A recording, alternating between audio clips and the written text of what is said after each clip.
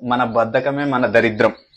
మనం సంకనాకిపోవాలి అంటే ఇతరుల సహవాసం అవసరం లేదు, మన లేజినెస్ అనేది సరిపోతుంది. వంట చేసుకోవడానికి బద్ధకం, fast food, online orders, junk food, వీటి మీద డిపెండ్ అయిపోతాం. ఎందుకు? వంట చేసుకునే ఓపిక లేక.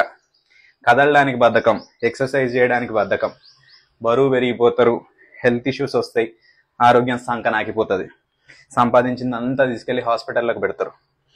మీ బద్ధకం వల్ల పీస్ ఆఫ్ మైండ్ ఉండదు, హెల్త్ ఖరాబ్ అవుతుంది, సంపాదించిందంతా పోగొట్టుకుంటున్నారు, మళ్ళీ ఏడుస్తారు, నా లైఫ్ సక్కగలేదు, నాకు స్ట్రెస్ ఎక్కువైపోయింది అని.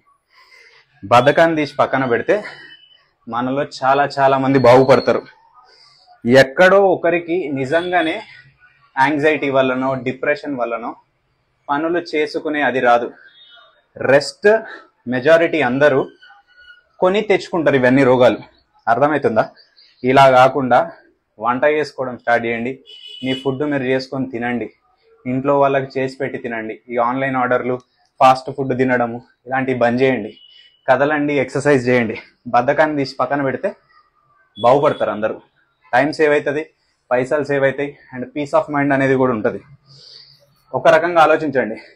ఏదైనా పని చేసేటప్పుడు కొంచెం రెస్ట్ తీసుకొని పని చేస్తా అని ఆలోచించే బదులు ఈ పని అయిపోయిన తర్వాత రెస్ట్ తీసుకుంటా అని ఆలోచించడం స్టార్ట్ చేయండి, బాగుపడతారు. Hope this helps. Thank you.